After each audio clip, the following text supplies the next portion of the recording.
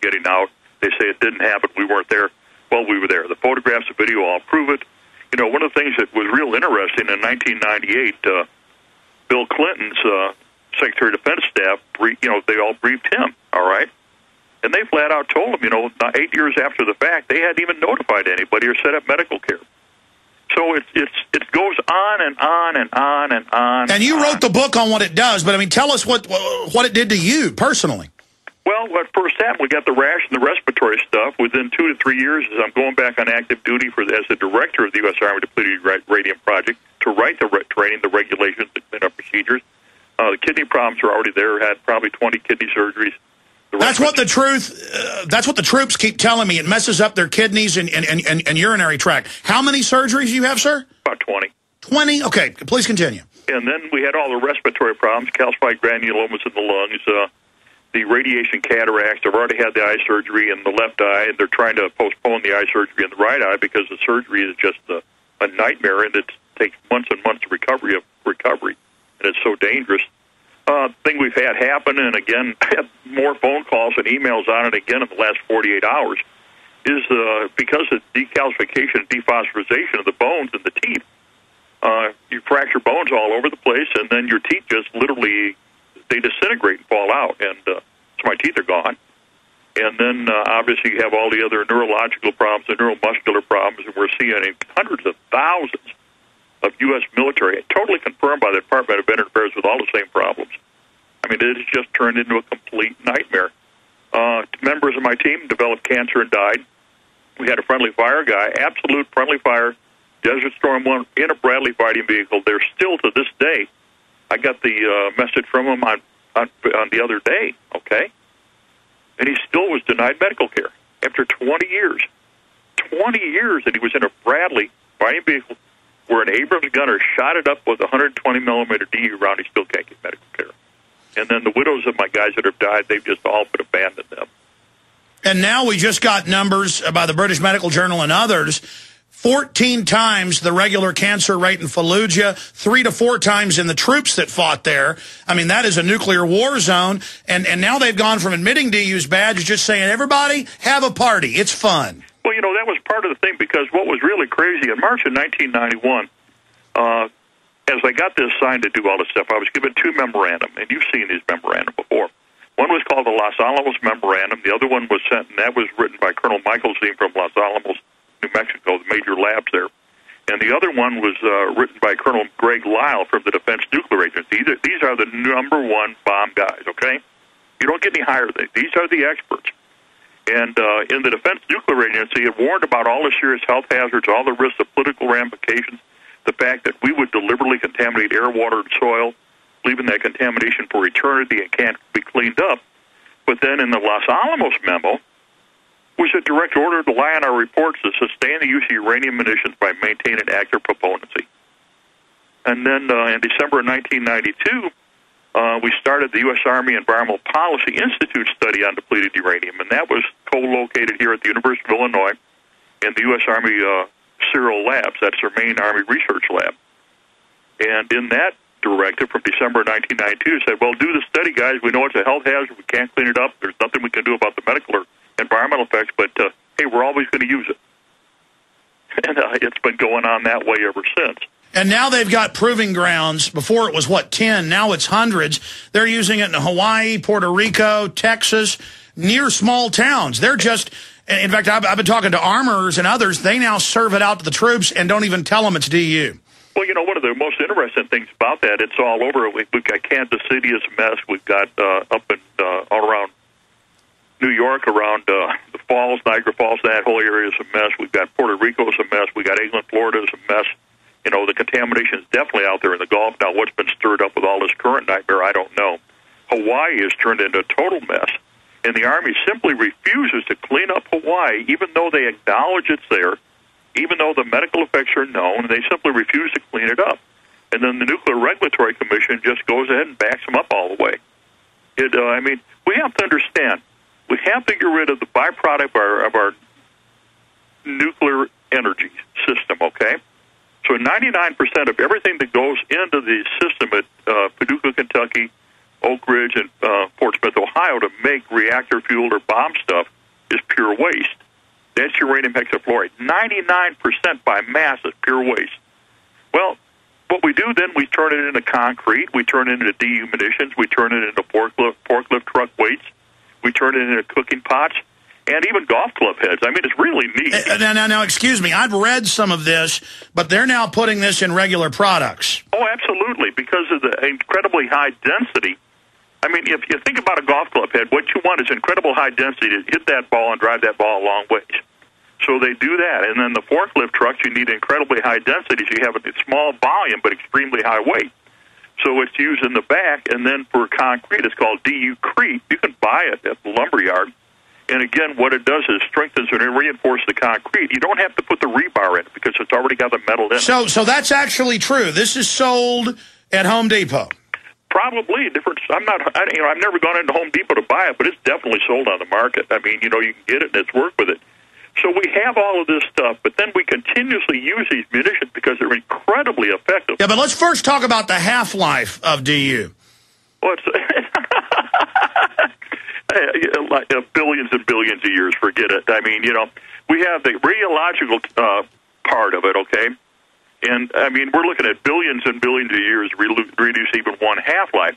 Now, when this stuff is laying outside on the ground, I mean, it's not a real hazard, but once it gets in the body, the alpha, beta, and gamma emissions literally tear up the body and rip up the body because they're in direct contact, and now you have incredible radiological damage once it's inhaled, ingested, absorbed, or anything. Well, by the way, Doc, we did pull it up. It's 4.5 billion years. Isn't that wonderful? And this shows the mindset of these people. They want a carbon tax on carbon dioxide that plants breathe, but they're not worried about DU everywhere.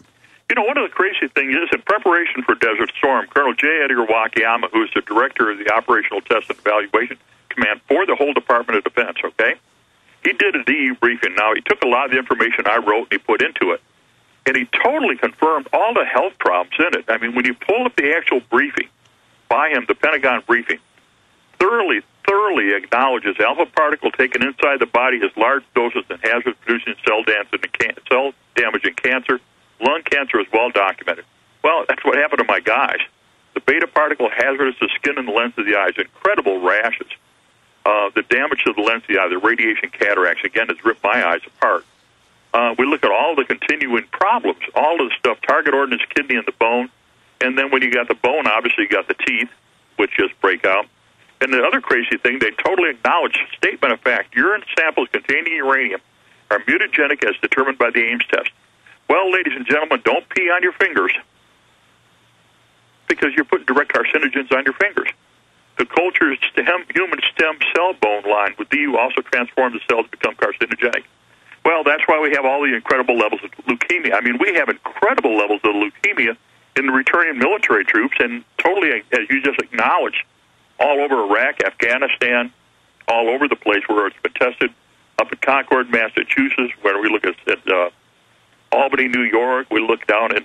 Doc, I want to get more into that, but what does this mean for you about the mindset of the war planners? Because you've quoted these from the late 1940s where they were already talking about this as a weapon because they had so much byproduct, but they said no. From the 40s up until the 80s, they said no. They'd let the troops be in Agent Orange. They'd let the troops take guinea pig vaccines. They'd even have the Project Shad and spray chemical and biologicals on the troops, treating them like guinea pigs. But then there was this change. It was just, that sounds like something Satan would do. We'll let the troops use a weapon. We'll put it in concrete. We'll put it in golf clubs. We'll put it in forklifts. We'll put it everywhere. It's going to soft kill everybody that gets in contact with it. Something changed, and that dovetails with now high-powered X-rays that look through your walls, and they're telling the technicians, don't worry about radiation. This is madness. Well, it's not just that. We've got the Buck Rogers ray gun, too, that the Air Force Secretary has authorized and told to use on civilians during any disturbances or protests or anything else. So we've got this out there totally. I think for me as a career military officer and scientist and teacher and everything and medical, I had to come to the realization, especially when I was served as a director and did the stuff and wrote it. I came to the realization no matter what we did, you couldn't clean it up after you used it. No matter what you did, there was absolutely no effective medical care and treatment because as I'm doing this, I'm deteriorating. mean, one of the most astonishing things that they had at the U.S. Army Chemical School is they called me Dr. Rock or Dr. DU, is, my God, how are you continuing to do all this work when you're so sick and your guys are so sick, and yet you guys are writing the regulations, you're doing the research out in the Nevada test site, Aberdeen Proving Grounds, every place we were doing it, and yet you're getting this done. Well, I had to personally come to the realization, my God, what we have done to God's earth and what we are doing to God's earth and what we will do to God's earth is completely wrong. We can't use these radioactive toxic conditions because we can't clean them up. We don't have the medical care. And yet the arrogance that's set by the military mindset is any weapon that we have can kill and destroy man, animal, structures of anything we're going to use. And DU weapons originally designed were supposed to be set, as you said in the opening, for armor. You know, the Soviets coming across the plains in Eastern Europe. But DU weapons are far more effective against a conventional wooden frame structure. They're more effective against anything. And so that's why we have all the different ones. And so in Iraq and Afghanistan, I mean, when you look at apartment houses and apartment buildings and houses and other hospital facilities and water treatment plants, sewage treatment facilities that are all shot up and burned out with radioactive contamination, you go, my God, why? And we're seeing an exponential increase every year of the use of these weapons and the type of munitions they're in, and the troops need to know.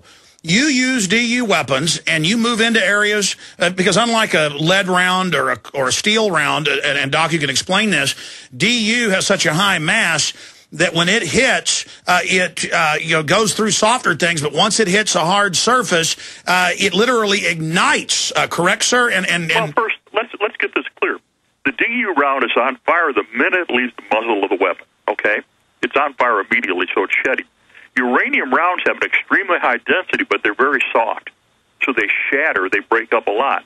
So we see 60 to 70% of it breaking up in mass, extremely fine. So the troops are literally firing toxic waste radiation guns. I mean, you talk about Buck Rogers, Martian's land, and they're firing radiation blocks. I mean, literally just, Darth Vader stormtroopers wouldn't be that stupid. I mean, they're literally firing radiation guns. That's correct. And see, that when I did the work at the Nevada test site in Mercury, Nevada, that's what I learned, what I found out. I mean, we're out there shooting everything. I was shooting up 4x4 chunks of wood. It was incredible. I was shooting up sand dunes. We're shooting up armor, shooting up everything. And what we learned and what we saw scared me. It scared us. And we had to do this to confirm and write, as you said, the Army regulations that govern how it's handled, how it's cleaned up, what you do, what are the medical requirements. And then it was totally ignored. And again, it comes down to it. We have a mindset in our nation now. We're attacking and destroying nations all over. We're killing and maiming and shooting everybody. And they've never attacked us. They've never done anything to us.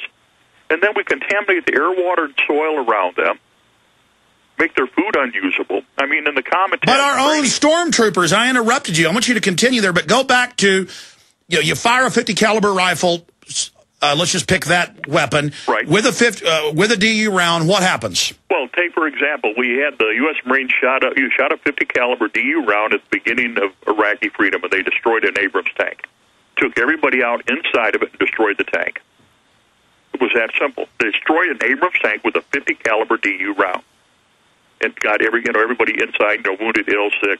Just a nightmare. And it continues on. What I hear day in and day out from people that are being deployed have come back. They've gone into areas where DU has been used, or they're using it. They were not provided the training. They were not given the medical care. They're not given the procedures. It's 40 hours of training. They're given a death sentence. I mean, it's a death sentence. Correct, it is, but it's a death sentence, not only for our military, and you bring it on back to the families, because the contamination has absolutely been brought back to the states and cross-contaminated within the military bases and off-base. I personally want to confirm that personally by doing it for the Army. And then you get the spouses sick. I've had spouses that have sat right here at my table, 3 feet from where I am right now. They got cross-contaminated once the contamination came back with the same medical problems that I have. Absolutely identical. Because it only takes a little bit. The little bit, we're talking about nano amounts, amounts so small that you can't even see it. Because, see, the particulates, when this stuff is used, we're looking at extremely fine, smaller, less than a tenth of a micron.